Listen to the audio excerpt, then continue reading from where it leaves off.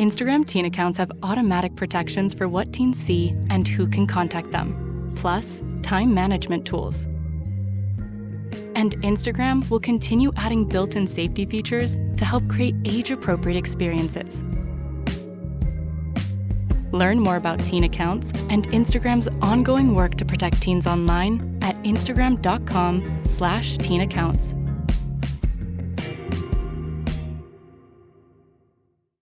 Find the biggest voices in sport on the Sports Social Podcast Network. Like me, Ruby Walsh from Racing TV's Road to Cheltenham show as we look forward to 4 brilliant days of jump racing at the Cheltenham Festival. Search Racing TV and listen wherever you get your podcasts. Sports Social Podcast Network.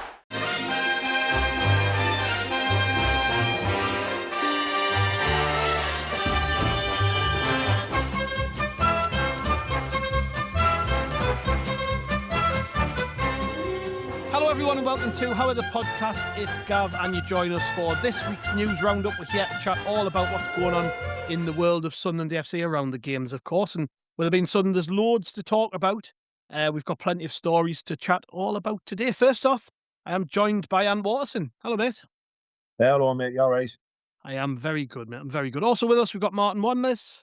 Or is it Wanless? You tell us off when I see your name wrong, mate, don't you? I do. I keep you right. Yeah. Sorry, mate. I'm crap on names. Everybody knows that.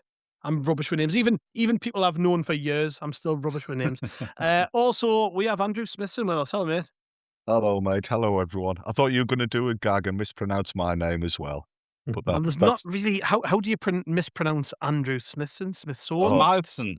I can think of a few ways. But you're a better man than me, Gav. You resisted the urge to do a pathetic gag, so fair play. I know I'm not very good with jokes either. Really, we need Kelvin hosting podcasts for that sort of thing. Kelvin's the joke man on this little thing that we do. Anyways, lads, like I said, plenty of news going on in the world of Sunderland. I want to kick off with Port Vale. Obviously, everybody knows we're playing them on Sunday, but we didn't actually find out till very late on Tuesday that was who we were playing. Tickets went on sale on Wednesday. They were sold out, I think, on Thursday, which is just amazing, really. Like I shouldn't be surprised by Sunderland fans, but a game on 4 days' notice selling out over 3,000 tickets, Martin, it just goes to show you, doesn't it? What an amazing fan base we've actually got. And these have become hot tickets. I think it went down to 10 loyalty points. So even people who are desperate to go, who've barely got any points, missed out. But I just think it's great that we can say, like, Sunderland have sold out another away end on 3 days, basically. Well, actually not even 3 days. What's it been, 2 days? To get them tickets sold off. It's class, really. Yeah. Oh, brilliant. And look, everyone knew that we were either going to go to Port Vale or Bristol City, didn't they? So people knew we were going to go to one place or the other. And I think for travelling purposes, obviously Port Vale is probably a little bit preferable than trekking down to Bristol. But it's fantastic. And obviously the win on Tuesday against Leeds will have helped that a bit. But the FA Cup gives us such a massive opportunity. And I think the fact that those tickets are sold out so quickly gives a real impression of how seriously the fans want us to take this competition. You know, we're safe in the Premier League. That's that bit ticked off. Let's go and win the bloody FA Cup. There's absolutely no reason why we cannot go and give this a really good go. Brilliant draw. You know, for a 5th round draw to have a lower division club away from home. Great draw. It's going to be a big game. The pitch has obviously caused a few headlines and all that sort of stuff. It's going to be a tough game. But I'm desperate for us to go there, put out a really strong team, get the job done, and get into the quarterfinals. Because when you're in that position, who knows what happens? So I think the fact that the tickets all went as quickly as it did just shows how seriously the fans want the club to take the competition. And to be fair, the club's taken the competition really seriously from the 3rd round, haven't we? So that's I'm really looking forward to that game. Yeah, we'll save the kind of preview and stuff for a few days' time, man. But you know, it's a great draw, isn't it? Like, even though there's always the chance of an upset, it's a good cup draw. If I was a neutral, I'd be tuning into this game. Like, Sunderland playing in the Premier League against a team who are bottom of League One. It's all set up, and as Martin said, on that pitch, all set up to be a proper, like, old school FA Cup clash, isn't it? I mean, like I say, we don't want to go into the ins and outs right now, but are you happy with the draw? Oh, 100%, 100%. I mean, I hope it's not a repeat of Bradford. I say Bradford. Oh, I know. Under a crap pitch this time. But no, I mean, I think these are the lowest side left in, aren't they? But I don't think there's any League Two sides left, unless I'm mistaken. Mansfield's still in. I don't know what league Mansfield they're are in League One. So they're bottom fine. of League One, I suppose. If there's nobody in League Two, then yeah, I you think would be they right. are. Yeah. I mean, I apologise if anyone's still in League Two and he's still in the FA Cup, because it's a hell of an achievement. But no, it's a really good draw for us. Taking 3,000 fans down there, they're going to be loud as hell. I think the team will cope on whatever pitch they churn out, and that is a bit like a quagmire at the minute. And obviously Bristol City struggled on it, but we're not Bristol City, are we? We're an established Premier League side now with some excellent players. I fully expect to put a team out to win the game, and I fully expect us to win the game, hopefully without a couple of ankle injuries or whatever from the pitch. But no, it's class. And as Martin said before, we're 2 games away from Wembley. We beat them. We're 1 game away, get a nice decent draw in the quarterfinals, and you never know. Happened with Palace last year. Why can't it happen with us? That's right, isn't it, Andrew? Why not us? I mean, it's a great draw, and the parallels have been drawn, of course. That in each round, I think, if we played a team we played in '92, or have I got that wrong? Have we played apart from Everton, Everton, the outlier. Yeah, so we've played with Oxford, we're playing Port Vale. I mean, you look at the teams who are still in the competition, the scope to play other teams that we played in that run. Still in, aren't they? Aye, Norwich is still there. Norwich are still there, so Liverpool are still there. Interesting one. It is, and I mean, it's nice for that little link with the 1992 memories, but it's probably one of the better draws to have in general, because there's still a lot of Premier League teams in there. Could have very easily had a more difficult tie that we'd be talking about right now. But I'm like yourself, Gav. I'm seeing this is a really exciting fixture for us. I'm really looking forward to it.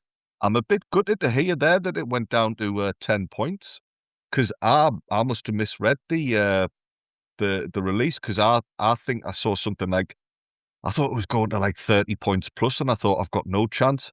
Had I realised that people with 10 or more points could have got tickets, I would have been all over that, because I am really looking forward to it. I think it's going to be a great away day, great game.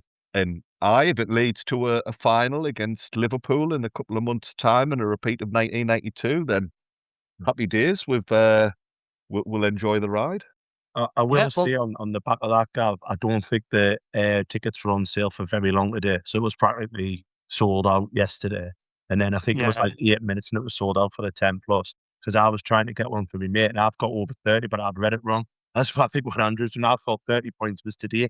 So when I found it was 10, I was like, oh, this is going to be tight. And I was on website at 12 and I was in the queue, but it sold out by 8 minutes past 12 or something. So pretty much sold all in one day yesterday. Yeah, and of course, you were getting that ticket for your mate with his points, weren't you? And you weren't breaking the T's and C's of you. No, it was his points. Yes, he's got over. You're on 20 points. So, yeah. I think and he lives in Preston. I think we found out why Ant got charged extra for a season card. He's got that's all right sorted, by the way, listeners. Listeners, that is all sorted. I am back. Well, yeah, we're gonna be previewing the game in proper detail over the coming days. So tomorrow, as this goes out, tomorrow on Saturday, we have the opposition preview with BBC Radio Stoke's Phil Bowers. I got to chat to him. That was a great conversation just to find out more about Port Vale. And then on match day, there will be the match day preview, which I think, as of now, it's me, you and Chris, Andrew. So people want to listen to us talk a little bit more about the game coming up over the coming days, then they can. And if they're sick of hearing our voices, then they can just not bother. That would be nice, wouldn't it? Yeah, I've just checked as well. They are the lowest team left in. There's them in Mansfield from League One, and everyone else is Championship and Premier League. So great cup tie, great cup tie. More happy news over the last week or so. Jan Poveda's gone, Martin. Somebody I thought we were never going to get shot of. Somebody who's on massive money. And maybe not for a Premier League player, but certainly by Championship standards, from what I'd heard, was one of the top earners at the club in the Championship. Probably got a rise based on promotion, you would imagine. Had a lot of length left on the deal. He's eventually gone. He's gone to International de Bogota, team I'd never heard of. So when I Googled them the other day, found out the top of the league in Colombia, and they're a new team. So they basically stole the place of another club in the pyramid, and they're top of the league. They've got loads of money behind them. Apparently, Ryan Reynolds is involved in that club, which is interesting. Yeah, he's an investor in that club, and yeah, he's gone to Colombia. Don't know much about the club, but SAFC.com did say that we got an undisclosed fee for Poveda, so we did at least get something for him. He's off the books. I've got to say, he's one of the worst transfers under the regime that we're under now. I would say when you take into account length of contract, alleged wages of over £25,000 a week in the Championship. I think he's, we talked a lot about good recruitment, but that was probably a risk that we didn't need to take. And it's took a little while to get rid of him. And I'm amazed somebody's paid money, if I'm honest. But well, yeah, it's probably going to go down alongside maybe a Milton Nunes as a blink and you'll miss type of player for Sunderland. Well, quite possibly, and it's such a bizarre one when you look back on it, isn't it? He's got such a good pedigree. He's been at big clubs. He's been at Barcelona and Man City and Arsenal, Chelsea, all this sort of stuff. And I do wonder how much this transfer affected Stuart Harvey at the club. Yeah. I was thinking the same. Yeah. If you remember on the video, because the club made a hell of a big deal about this signing when it came off, didn't it? And there was all sorts of footage of him travelling up in a car and getting transported in the back of some bloody glitzy limo. And I must admit, as soon as I watched that video, and I don't know if anybody can remember it and dig it out, but I just thought to myself, this is not the type of person who's going to succeed here, because he came across really strangely. But Stuart Harvey was all over it. Sorry, mate. Do you remember when the club did talking at the stadium and they released the footage from it, and it was all new signings? Yeah. And they had them all on, I think they put them out. It was like the first half, it was Frankie Francis with all the players. And in the first half, they had like 3 or 4 of them. And then in the second half, they had the other 3 or 4. And it's the most awkward interview I've ever seen. Yeah. He just couldn't get his words out. He didn't look like he wanted to be there. Like, I felt sorry for Frankie trying to question him.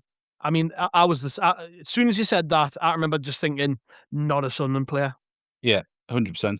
And Stuart Harvey was all over that video. He was welcoming. Right, yeah. He'd been with him at Blackburn. So I think Poveda had a loan spell at Blackburn. Right, yeah. So I think there was an existing relationship there. And you just wonder how much that impacted his standing at the club and his reputation at the club. Because, as you say, as we are led to believe, it was big money he was on. And it was a big signing for us. On face value, you can kind of see the logic behind it.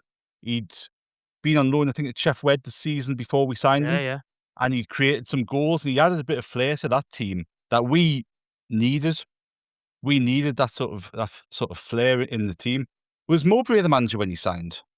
I can't remember if he was or not. No, it would have been Lebris, wouldn't it? It was this, yeah. It was that Reggie's Lebris, yeah. So, yeah, because I wonder if Mowbray would have managed him at Blackburn, I presume. Right. But, yeah, look, it's just one to kind of consign to history. I'm glad we've actually managed to get him off the books. And look, to be fair to him, if he is wanting to play football, and I think we saw it was pre-season, wasn't it, where he got a couple of, was it against South Shields or the other team that we played in that weekend? Gateshead, I think. Gateshead, yeah, because we played Gateshead at a neutral ground, didn't we? Well, wasn't that this summer gone, not the one before? Yeah. So yeah. But I'm sure he played then. He'd lost a bit of weight. He looked in a bit of shape. Yeah. And look, to be fair to him, if he's getting into shape and wants to play football, we've just jogged on miles ahead of where he's at. Mm-hmm. So, if he's wanting to get back on the field and play football, it's a good move for him potentially, and hopefully he does well. He's a Colombian international. So he's, while he's from London, or born in London, he's obviously got links to Colombia.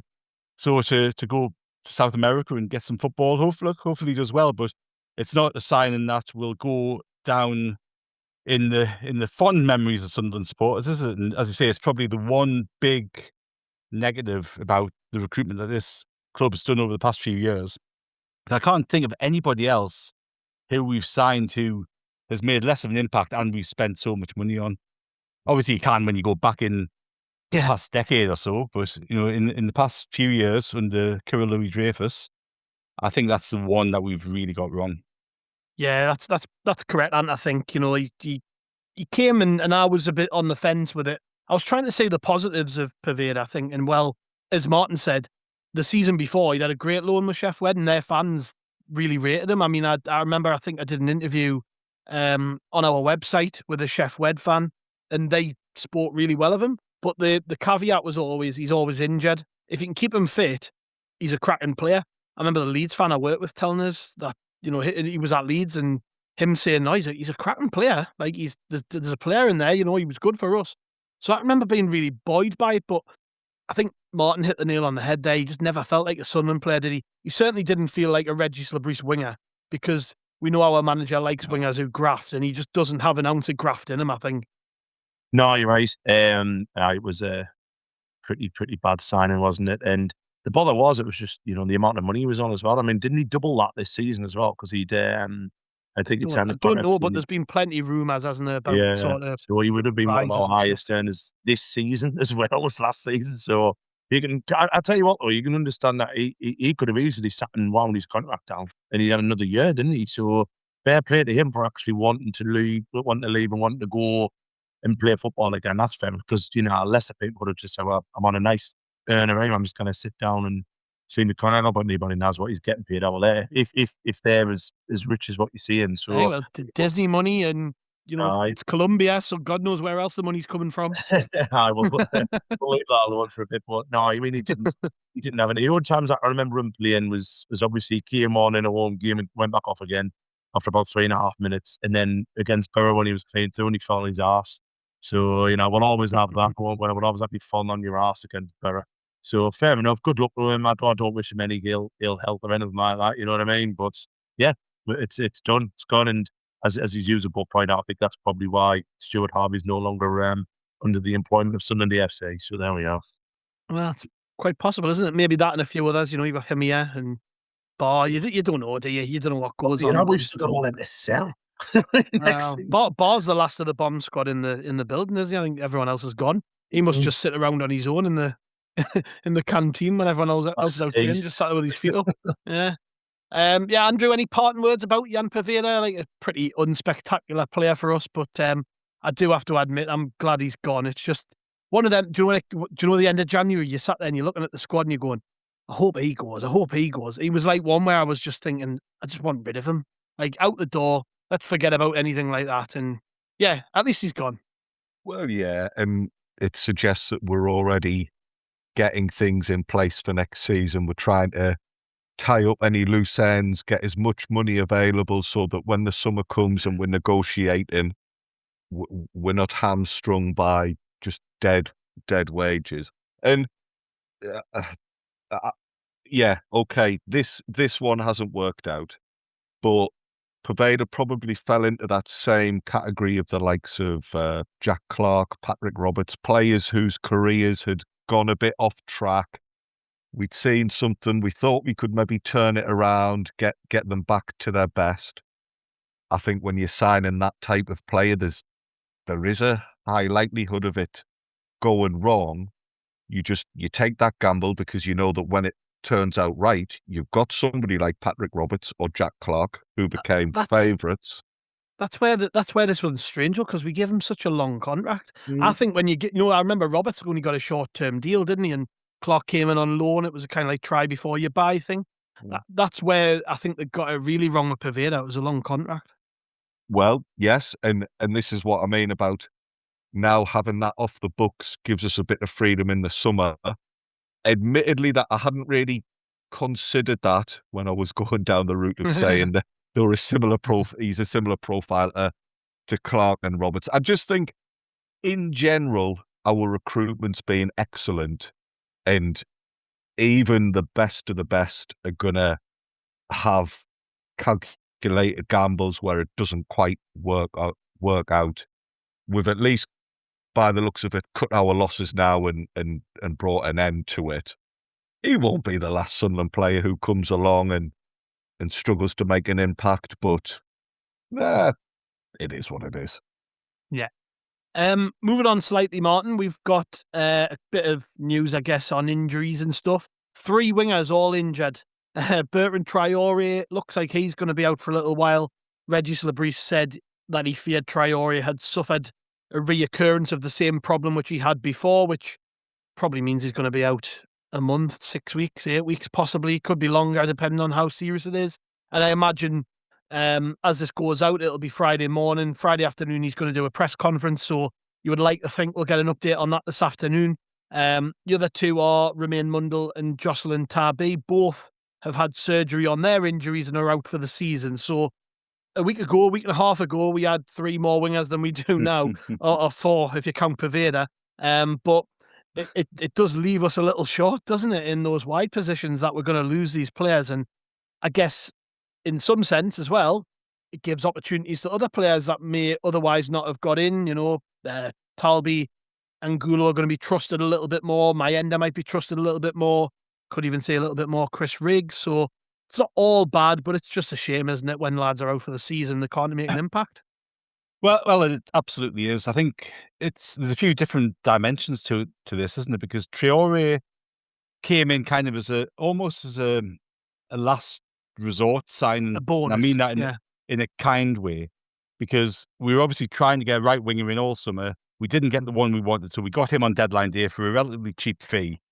And I think he's done pretty well. I think as happened sometimes, his stock's grown a little bit as he's been out since before AFCON, because obviously he went away to AFCON and came back with an injury that's kept him out until the last couple of days, or the last couple of games rather, and he seems to have suffered this reoccurrence against Leeds. Now, given that we're safe in the Premier League, how much he would have played between now and the end of the season, I don't really know, because I suspect the Bristol want to give Angulo chances.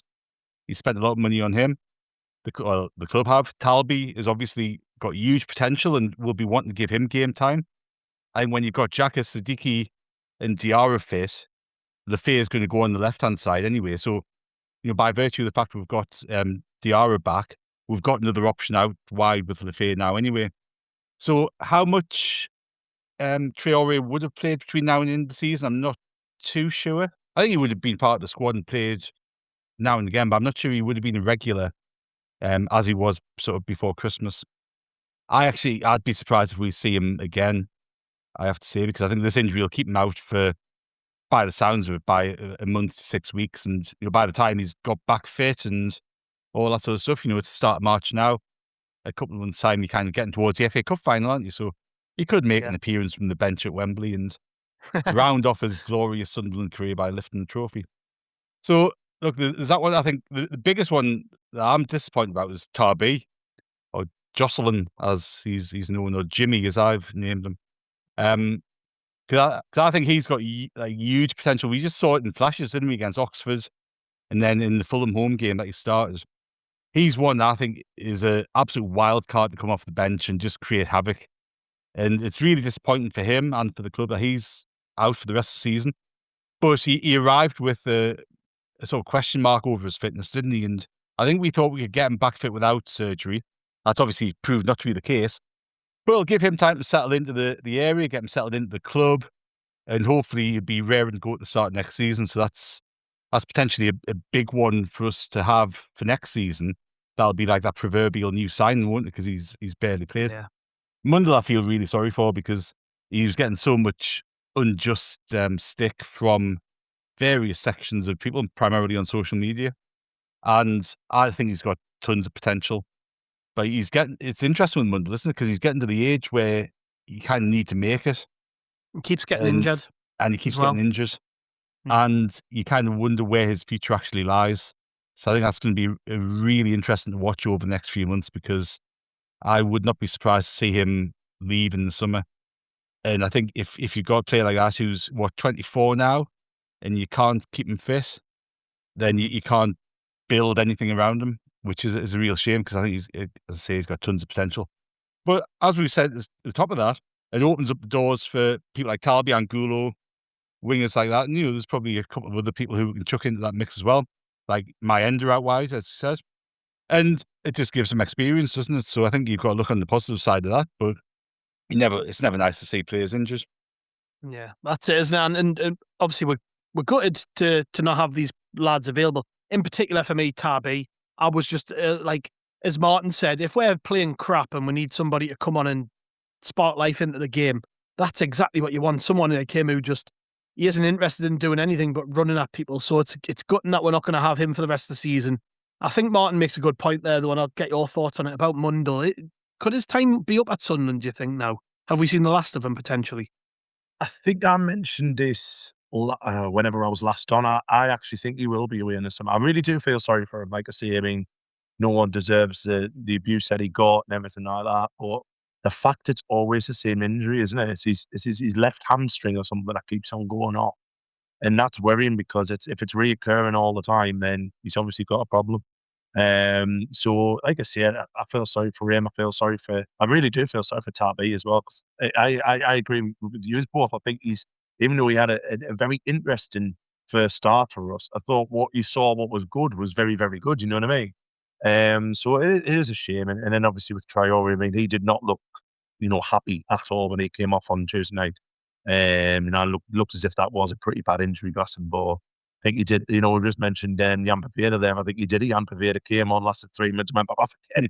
So, never mind. But no, actually going back to Mundle, Martin's probably hit the nail on the head there. A 24-year-old winger who you're going to be thinking what next season he's going to be a big power player. I think we can probably do a dispenser with that.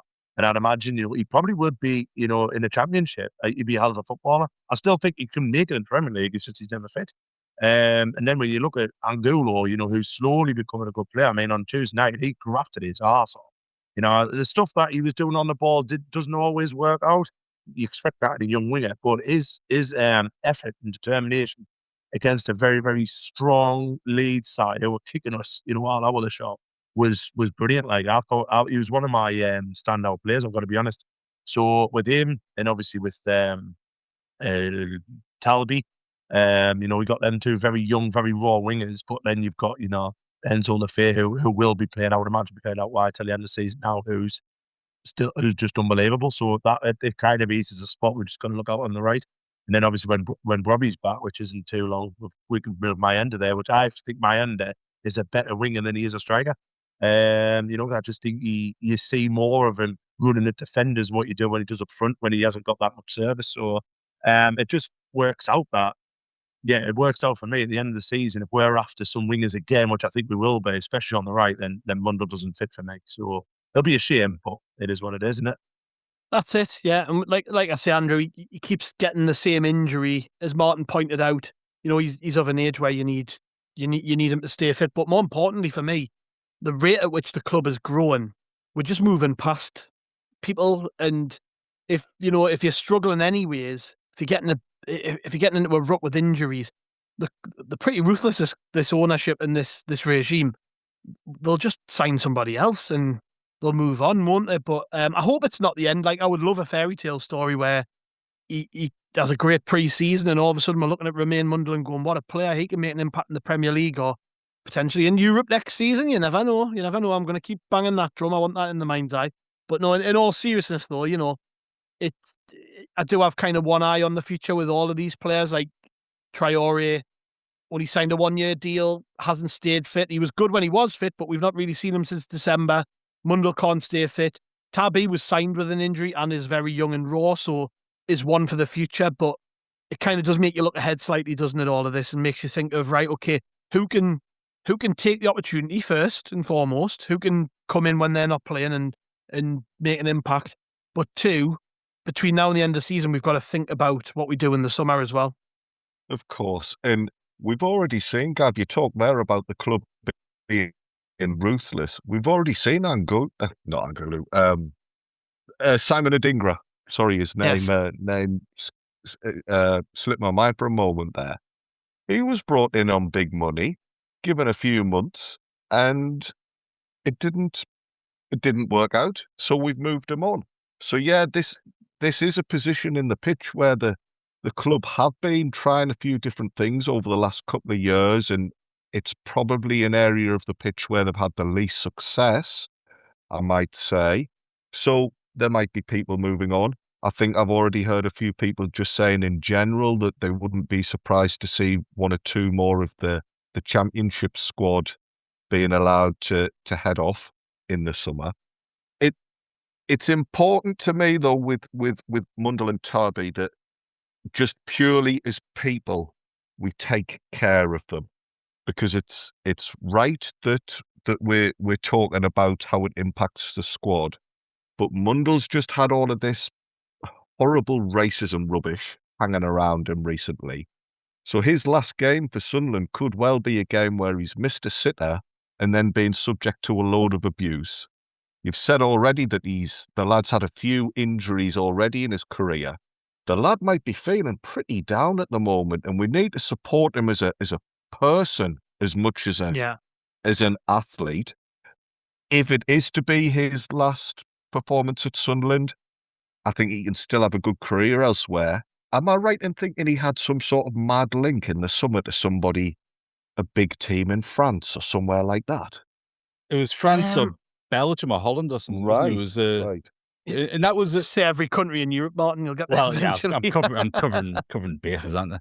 But it was really interesting because there was a feeling during the summer, during pre-season, that he was going to leave. I remember there was a bid in for him, or there was strong links were going on, and the assumption was, oh shit, he's going to leave, and everyone was going, why are we letting him go? And we thought it was a big loss. The next day, he suffered an injury in training. So there's been this sort of rumor about him potentially leaving. I will just check myself. I said he was 24 early. I've aged him a year. He's 23 next month, so he's not as old as I said he was. But there's been that continual.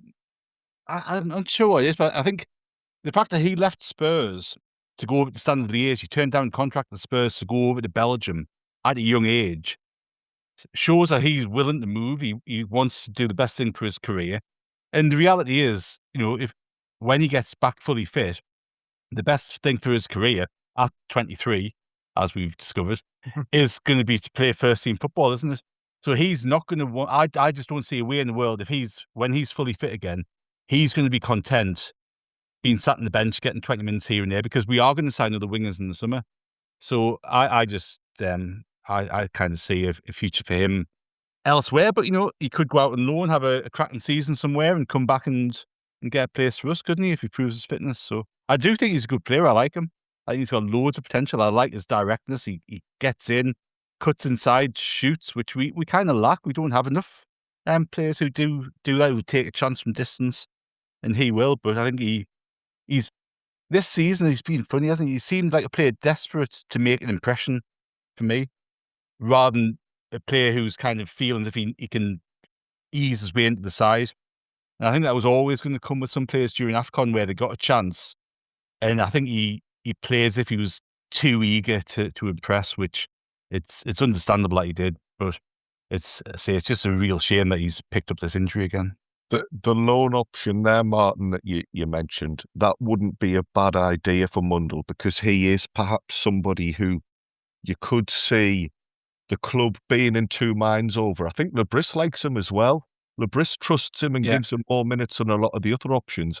So they might see a loan as a potential halfway house to see if he can get through the fitness concerns, and then the door might be open for him at the end of that. We don't know. Just going back to Tarby as well, a similar point to what I said about Mundle. I think as well, he is a young lad who's just been parachuted into a completely different country. I don't know if he can speak the language. I don't know if he's got himself fixed up with digs or whatever. Again, I really hope the club, and I think there will be, because we seem to be pretty switched on, and we seem to be alert to these types of issues now. I just hope that he's not a young lad who's left in his flat or whatever now for a couple of months with no mention. I hope the club are keeping him integrated, keeping him part of things, because it's a big thing for a lad. He wants to make his mark in the Premier League. It's a dream move. So for him to suddenly then be on the injury list can hit you hard. And when you add that, the fact that he could be unfamiliar with the area and be missing his family, missing his mates, I do hope that Sunderland are just mindful of these things with these injuries.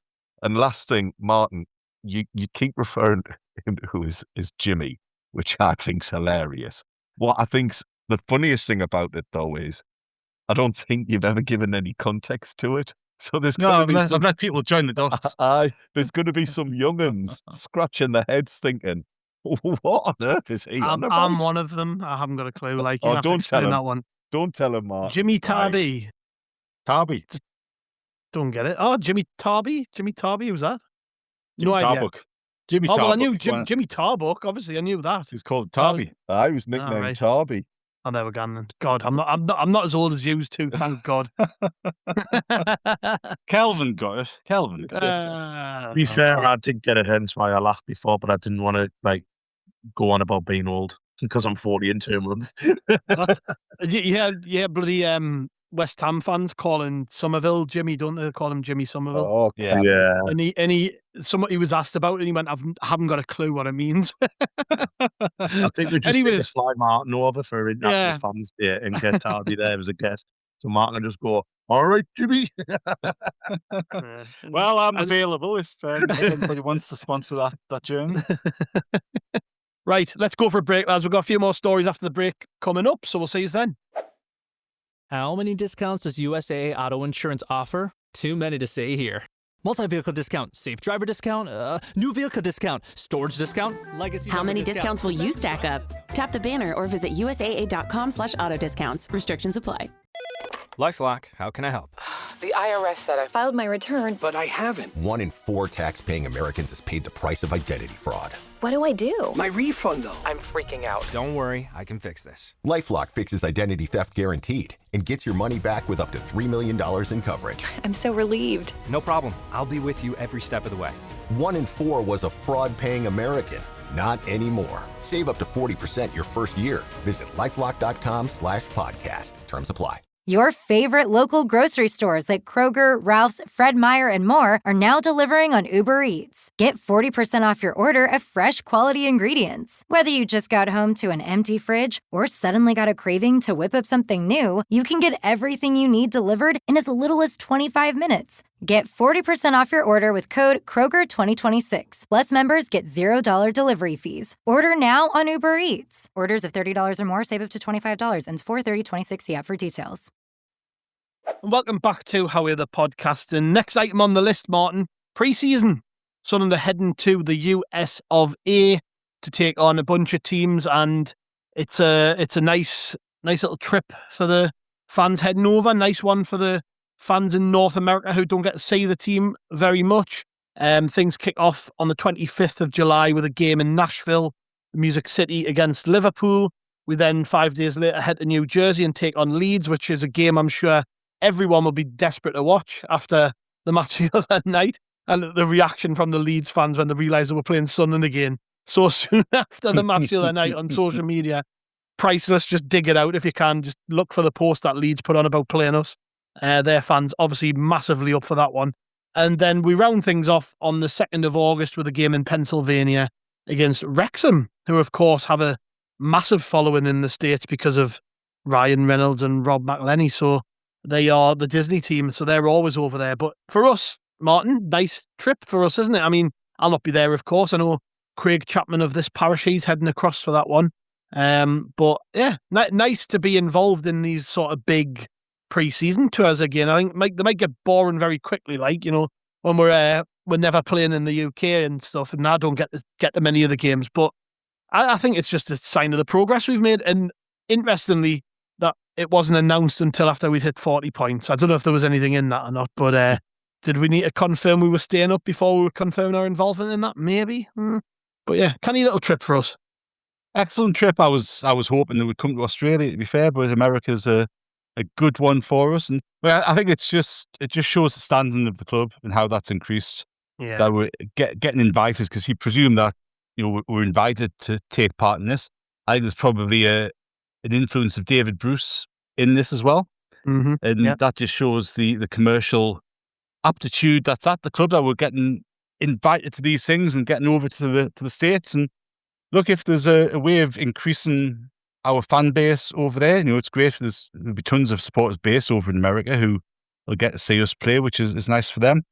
But it's good to raise the profile of the club over in the States as well. I think there'll be a number of people who are familiar with Sunderland through Netflix, as they are around the world. And that's great for us to be able to leverage that still, it's still reaping rewards. So it's a good one to be involved with. The thought of Sunderland versus Leeds after Tuesday night in New York or New Jersey, wherever it is fantastic. And I did enjoy the reaction of the Leeds fans. I enjoyed the reaction of the Leeds fans after the game. I thought it was bizarre in terms of the level of arrogance that they had. It was like a Mags, wasn't it? But worse. Newcastle fans? Actually worse. The amount of, and the lack of self-awareness, I know this is not the point of the conversation, but the lack of self-awareness for a team that gained its reputation and has its whole sense of being from Revy's teams of the 60s and 70s, I just thought it was astronomical in terms of the lack of self-awareness it had, because they're called Dirty Leeds for a reason. 50 years later, they're still called Dirty Leeds. And I tell you what, unbelievable. But look, brilliant, great trip. I'm looking forward to watching those games. I think a good level of competition as well, which I think is important. You look at some of the pre-seasons that we've had, and the criticism has been that we haven't played a good enough level of teams sometimes. I think we started rectifying that last pre-season. And play Liverpool, Leeds, and Wrexham's going to be really interesting as well, isn't it? Could be a Premier League team by then. Could very well be, which... They're going a little bit. Oh, Parky in the Premier League, that's one for the ages, but we'll cross that bridge when we come to it. But no, it's a good one. And again, it just shows the level of quality at the club on and off the field. They'll have sacked him by then, I think. Andrew, you're the man who never misses an opportunity to watch a Sunderland game, whether it's the under-18s playing in the Youth Cup or the Lasses playing on a Sunday or the Dog and Duck playing against our Z team in the Northern Alliance or whatever. You never miss a match. But are you going over, or is it a stretch too far for you? Is it a bit too far from the beach? It's a stretch too far. I mean, when I go and watch the Z team against the Dog and Duck, I've got me boots with us just on the off chance that they're short and I can finally get to play for Sunderland. But no, given the way the conversation about renewing season tickets is likely to go, I'm not going to be dropping in. Oh, and by the way, I'm going to America and spending all of our savings. Martin makes a good point. I think it is important that there's some quality opposition there, because last time we were in America, it was good in terms of PR, but the team did feel undercooked that season. Whereas this pre-season just gone, everybody was up in arms about Sunderland losing all the time. But it worked, because come the real stuff, come West Ham at the Stadium of Light on the opening day of the season, we were absolutely ready to go. We were match sharp and looking fantastic. So that side of things is good. It's a great marketing, and particularly against Wrexham, there's going to be a lot of eyes on that game. I will just make one word of caution. America's not the most stable of places to be going at the moment. I mean, I know as footballers there, Sunderland are going to be having the best of the best and looked after, but fair play to the lads and lasses who do go over there, because I don't know, it's a bit wild at the moment. I wouldn't fancy it, I don't think. It would just be just our luck, wouldn't it? We get caught in the middle of a missile being launched or something like that. No one saw. But Dan Ballard would head it away, so that's fine. but no, it would be. I don't know. I'm pleased with that one. It would be typical Sunderland, to go and get ourselves involved in some sort of international crisis. Well, this is the club who tried to sign a striker who then got shot in the head. So anything is indeed possible. And just moving on slightly to you, Ant, on a different topic. I wanted to bring this up really quickly, just to get everyone's thoughts quickly on it. I know we could probably do a full pod on this, and it's not even involving Sunderland, and hopefully we're never likely to play in the AFL playoffs again, ever. We'll never leave the Premier League. But you might have seen that the AFL announced that from next season, they will be expanding the playoffs in the AFL to 6 teams, a bit like what they do in the National League. And obviously this has caused absolute uproar, but we've been in those playoffs a lot in the last decade or so. What we've been in now, 5 times, I think 3 times in League One and then twice in the Championship. So we've got a lot of experience of playing in the playoffs. Just what's your thoughts initially on that and sort of the integrity of the competition changing, I guess, because it's meant to be the 4 teams who've really worked hardest, but it's going to expand to 6. So how does that make you feel when you hear it? I'm in the middle with it. I've got to be honest. I'm in the middle. I think it's only for the Championship, isn't it? I don't think League 1 and League 2 have it yet. For now. I think For the now. trial it. Sorry, I'm just thinking about the American tour of 2023. My head's gone. But never mind. Go back. But the problem will be for me, I think, if the team who finishes like 3rd in the table end up playing the team who finishes 8th, and there'd be a hell of a point gap. There normally is between 3rd and 6th, isn't there? And people say that's unfair. But also as well, I think on the plus side of it, it makes it a little bit more. I mean, you look at the Championship this season; it's been very, very apart from obviously like the top 3 seem to be running away with it a little bit now, especially Coventry, Bury, and Ipswich. But from 3rd, 4th to 12th or something, there's still a chance for people getting the playoffs. And you've got like good teams, like good old fashioned teams like Derby, Watford, and all that who you know been on the Premier League for a little while now. So I can understand that part of it. You know, it makes it a little bit more interesting for them to keep on going and not just beyond the beach. For last 6 weeks of the season where you're not getting in the playoffs. So that's gives that a little bit of carrot. But I don't know if the integrity of the playoffs. That big game at Wembley has a team that finishes 8th and maybe 20 odd points behind 3rd. That's the only difference. But for me, I'm okay with it. I mean, it doesn't faze us at all. I think, like I say, you get a good side who sometimes fall off with injuries, something finish 8th, and that's fair enough, isn't it? But it'll be interesting next season. That's for sure, Gav, because you've got some good sides in there. You mentioned Wrexham, Birmingham, who were full of money. It haven't quite happened for them this year, but you've got some teams who'll be coming up from League 1, like Cardiff, who've got a lot of money back against them now. So it'll be very interesting.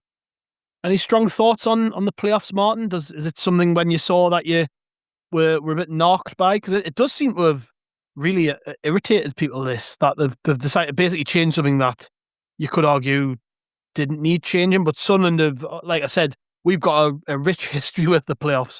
I say rich, we've not won it that many times, but we've won it twice. We've been in it plenty of times, so we've got plenty of experience of being in there. But it would feel a bit different, wouldn't it, if we had to go through several more hoops to eventually get the Premier League?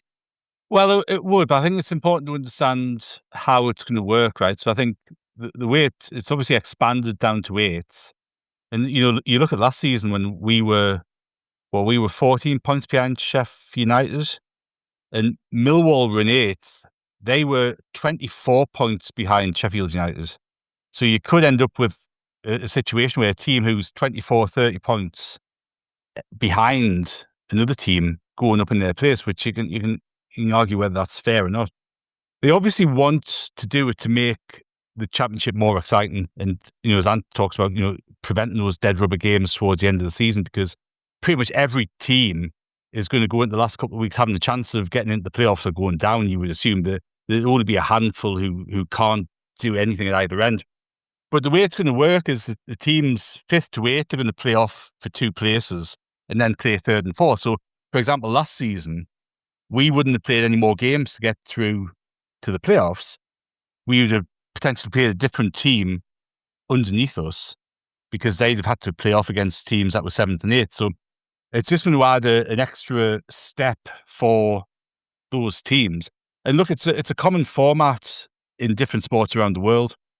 I think the playoffs have always been controversial. I can remember when they were introduced, and first of all, it was 2 relegation teams playing off against the 2 high teams. Obviously, we suffered from that against Gillingham in 87, didn't we?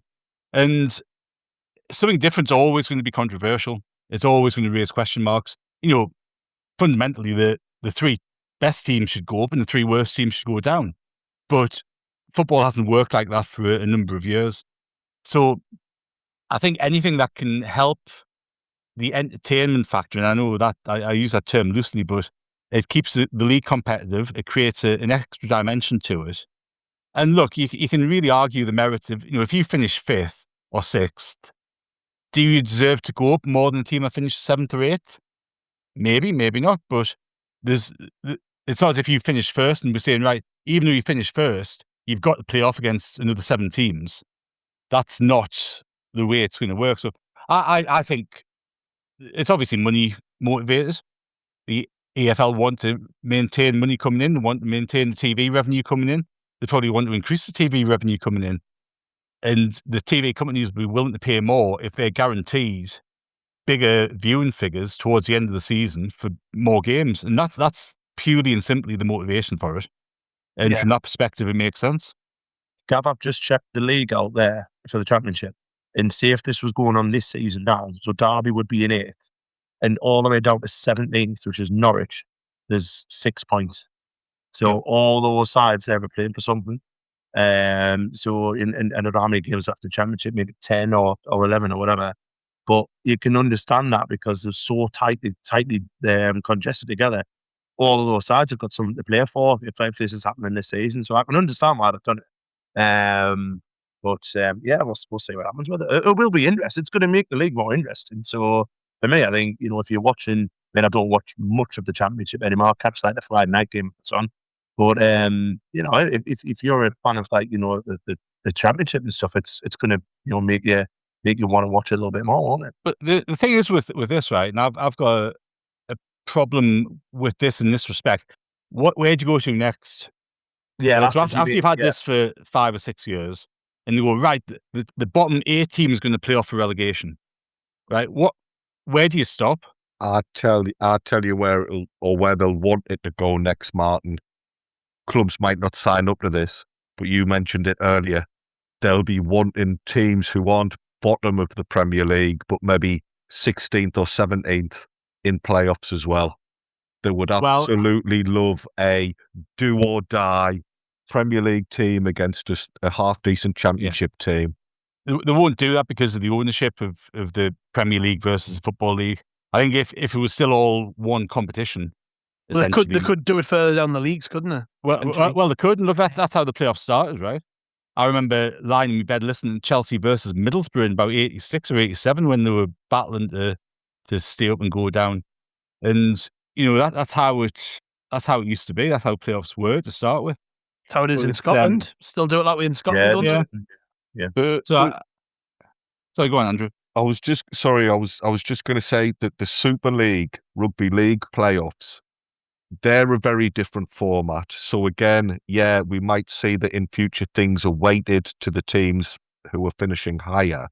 But there's all sorts of ways in which they could tweak things and implement things. And you have hit the nail on the head. Basically, money will be the factor as opposed to what's best in terms of competition and fairness. I tell you what, we have the NRL, the National Rugby League over here, and I can't get my head around it, but that's just because I'm so used to English sport and the way that we do things in England, right? But in the NRL, you play the full season, so however many games, the team that finishes top wins what they call the minor premiership, and then from top to 8th play off to win the major premiership. So a team that finishes 8th could actually be the champions, even though they haven't finished top of the league. And it's just a completely different way of doing sport, but every sport here is run like that. Well, I suppose it's similar to the Champions League in that sense, isn't it? Because that's what happens with the Champions League now. It's a league, and then it splits off into a knockout competition, which again, as you mentioned, it's all for TV. It's to keep it interesting for TV, and there's money in it, isn't there? It means that there's something to play for. They can dictate when there's something to play for. Yeah. And it's happening in loads of sports, not just football. You mentioned the rugby there. Darts, the Darts Premier League, they changed the format of that. So now every night of the Darts Premier League is a tournament which finishes with a winner. And it's basically because it's to try and, I guess, just to generate more revenue and make it more interesting for casual fans. But as fans of sport, it doesn't necessarily benefit you, if you're traditional like I am. I'm not dead against it, but it's one of them where I wonder where it's going to lead to. I'm always thinking, where does this end? This is just the start. Where does this end? So it'll be interesting to see where we go from here. Right, to move on. Did you know we've got an expert in the room tonight, by the way? Because this next topic is for our resident expert. the author of Sunderland AFC book Kit Kat's SAFC Stadium of Light kit story is with us, Andrew Smithson. And if anybody hasn't read that book yet, make sure you go out and get it. It is still available, I think, Andrew. You can get it on Amazon and other such places. But you being our kit expert, Andrew, I've come to you on this one because the club have done a couple of releases of different things. The first one was a retro release of some Lonsdale kits from the season we got relegated from the Premier League with 15 points. And then they followed that up with a St. Patrick's Day release, which I think was done in association with Fanatics. So give us your thoughts, Andrew. What do you make of all of this? Do you like them? What do you reckon? The Lonsdale one was an odd choice. I mean, I think you can probably pick up the originals for less than you can the reproduction versions. Also, and this is a massive pedant alert, the goalkeeper kit that they've brought out as in the Lonsdale release, I don't think you could get that in short sleeves originally. So slap on the wrists for whoever did that. But that is me being ultra picky. I was surprised by that particular season being selected, but we're in the Premier League and we need to make money. It's a sad fact, and I'd rather the club tried to do it that way than by even further increases in tickets. Because, listen, it's a big financial contribution if you want to get into football, and some people have a school of thought of, well, if a kid wants something and can't afford it, tough. But if a kid wants to go to a football game and can't afford it, they don't get into football. So at least the club are trying to keep prices realistic and trying to make their money through retail. We always talk about how many fans we've got.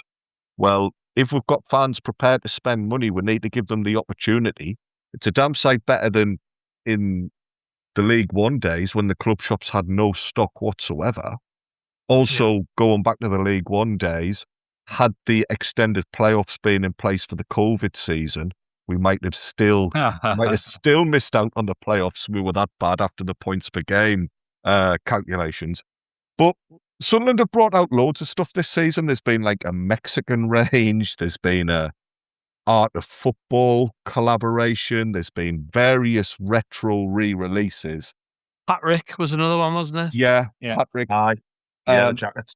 And the Irish one there, I think a couple of other fairly well supported clubs are doing the same thing. Villa did it. I saw a picture of Paul McGrath with a Villa version. So Ian Hart with the Leeds version.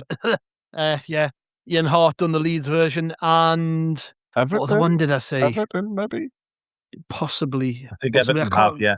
I think Everton have. Yeah, so there's a few clubs done it, but they are smart though, aren't they?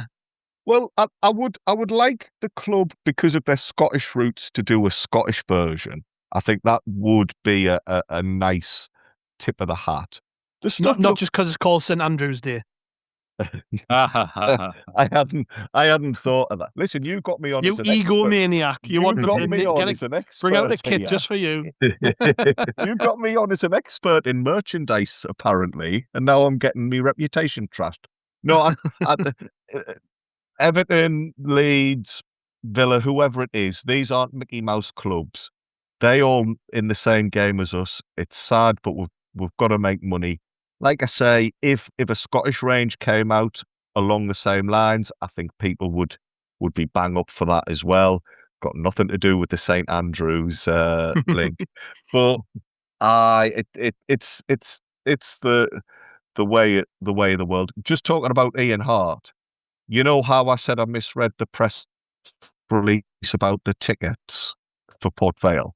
I misread that press release as well, and I thought it was trying to suggest that Ian Hart was alongside Niall Quinn in terms of Sunderland legends, and I was like, you what?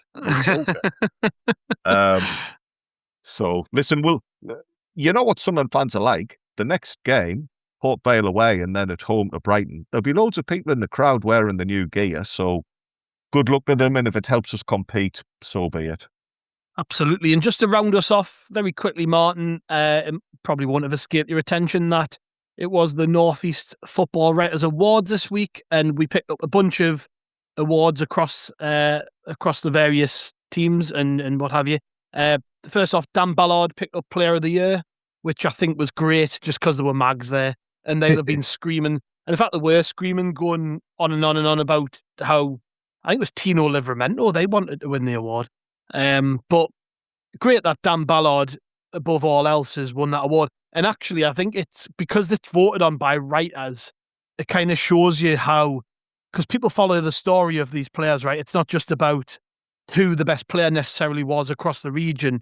It's more like the story of Dan Ballard, the way that he came from basically being on the bench and being injured quite a bit to just emerging as a hero in the playoffs and then taking to life in the Premier League like a duck to water.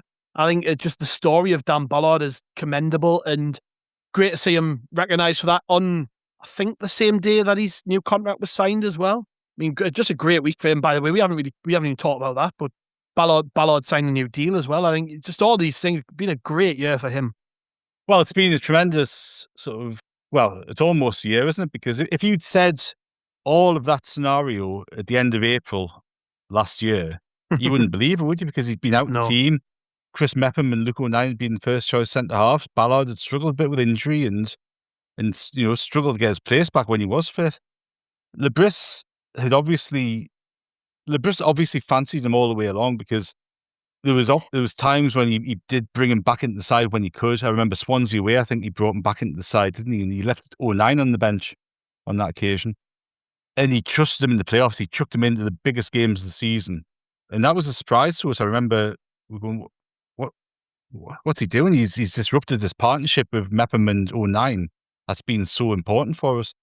But he knew what he was doing. And I've been so impressed with the way he's took to the Premier League. I think he's stepped up in so many levels. And look, he's maintained his fitness, which has been the biggest thing for him. I think he's struggled with injury throughout his Sunderland career up until this season, hasn't he? He's picked up bits and pieces. And same conversation that we had with Mundle earlier on.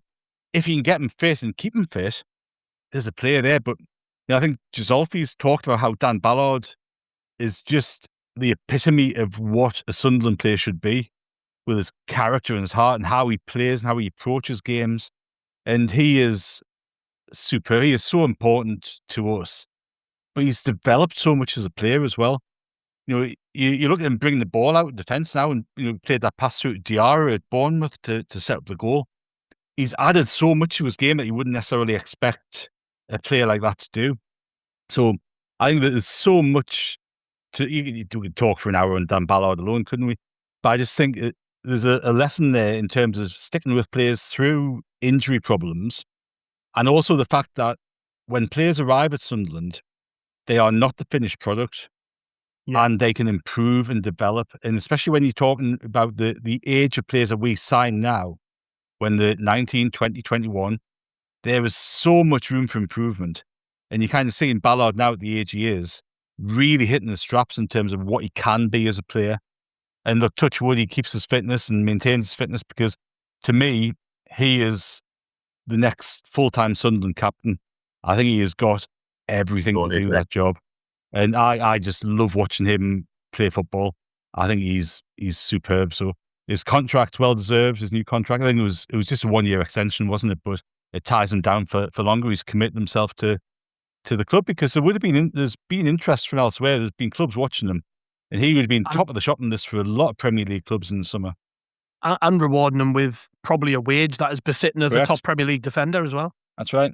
So you've got that aspect to it. And to be acknowledged as the player of the season, I think it's not only his form, but the big moments he's contributed to that get that award.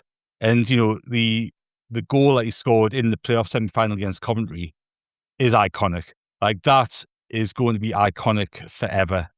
And, for somebody to do that and then back it up with the form that he has in the Premier League, it's absolutely and thoroughly well-deserved. Indeed, yeah. Also winning awards that night, and we had Katie Kitchen of Sunderland Women and Katie Watson. Katie Kitchen won the Women's Player of the Year, and Katie Watson won the Women's Young Player of the Year. Deserved winners in your opinion? Again, one in the eye of the Geordies, isn't it? Because I'm pretty sure they went out and spent a fortune bringing in some top names. Nobody managed to pip our lasses to the award. Exactly, and Katie Watson, who won the Young Player of the Year, is a homegrown player. Come from what was the RTC in the time. Made a debut at 16, scored, I think it was her second appearance. And she's gone from strength to strength. It's been absolutely amazing for us. She's going to be a wonderful player to watch, and she's still only like 20, I think. So, just a class player, fully deserved for her. And Katie Kitch, yeah, a little bit surprised. And I've got to be, I think maybe Emily Starr for me would have been up there, but Kitch has been class for us. She's a wonderful footballer, covers every blade of grass, every single blade of grass, and always pops up with a goal or a free kick against Durham as well. So, I think fully deserved for the both. And as you said before, the amount of money that they've spent, and they said when they turned professional, this is going to be the hotbed for all the young footballers in the Northeast to go to, and then they've got rid of all the young Northeast players. So, but we've always been at that. We've always, developed youth, and it's showing off now with winning those awards. So well done to them both. Yeah, and a nice little win ahead of the derby, which comes up at the end of the month as well at the Stadium of Light, isn't it? That people can grab their tickets for that game, I think, from the Sunderland ticket website, can't they? They can, yeah, and it's a very, it's a really, really busy month for them because, obviously we've had an international break now, but we're now going to be playing every Sunday, every Wednesday now until we play Newcastle. We've got 2 rearranged games, one against Forest, which was meant to be played in April, but they've now rearranged that because of, I think it's the FA Cup or something or other. But they've rearranged that now for next Wednesday. So, grab your tickets there as well. Everton and the Lights, what's better? And then I've got, I think, Sheffield United during the week as well at home. So, 3 games out of 4 at home. Obviously, them 2 are Everton, the ones at the Stadium Light against Newcastle. But yeah, grab your tickets because it's always a good deal watching the lasses. And I know Andrew gets himself there sometimes as well. So we'll probably meet up as well. But yeah, really, really busy month for them. And fingers crossed, they can get that win over Newcastle. We've done the double over Durham, and we need to beat Newcastle at one point. So see what happens. Yes, good luck to the lasses, and we will round off there. I think, gentlemen, we've packed a lot in there. We've went just over an hour. There was me thinking there was now to talk about, and then obviously being 4 massive gobshites, we found plenty to talk about. As I mentioned at the top of the show, coming up over the next couple of days, we've got our preview podcasts ahead of the FA Cup 5th round game at Port Vale. Tomorrow, you get to listen to me chat to Phil Bowers from BBC Radio Stoke, and then we'll have the match day preview dropping on the day of the game. So loads and loads to come, plenty to catch up on this week. It's been a really, really busy week this week with games coming thick and fast. We've had all the reaction to the Leeds game. We had the Q&A, which of course dropped yesterday on this week. I've already put Martin on the spot, Andrew, so remind people what was on that one. Look at his face. Do you know, when I heard you quizzing Martin, I was thinking, oh, well, at least I'm getting away with it for a week. It was Durban. Was it Durban being sacked that we spoke about this week? Yes. It was, yeah. Because a little peek behind the curtain, we have got next week's lined up as well. So I do sometimes get my stories and timelines mixed up. But yeah. Oh, and Kelvin did a really good bit about the time we beat West Ham. Was it 6-0 in 77? That was a good one. So yeah, plenty to get stuck into. And your on-off transfer saga, Andrew, that was the highlight. I enjoyed that. I enjoyed that one actually. I listened to that. That was good fun. The man who basically turned down the opportunity to be part of Sunderland's 73 Cup winning team because he wanted to be a teacher. I wonder if he was kicking himself. But yes, make sure you catch up with everything we've had on this. I hope he wasn't a careers advisor in later life. Yeah, well, plenty to catch up on, as I say. Loads of reaction to the Leeds game. Loads coming up. We've got plenty on Howie the podcast. And of course, we've surpassed 400 episodes in less than a year, which shows how sad we are. I think we're up to, this will be our 407th. So yeah, if you're a real sadist and you just want to listen to loads of old content, there are like 400 odd episodes you can listen to. Loads of interviews, loads of really good guests from over the last year or so. Thank you very much, gentlemen. Been a pleasure as always. Thank you. Yes, thank you to the listeners. Like I say, we'll be back tomorrow make sure you catch up with How the Podcast and get subscribed. Also, head to rotoreport.sbnation.com for all your written fan content and follow us at Rotor Report on all your social platforms. We'll see you later.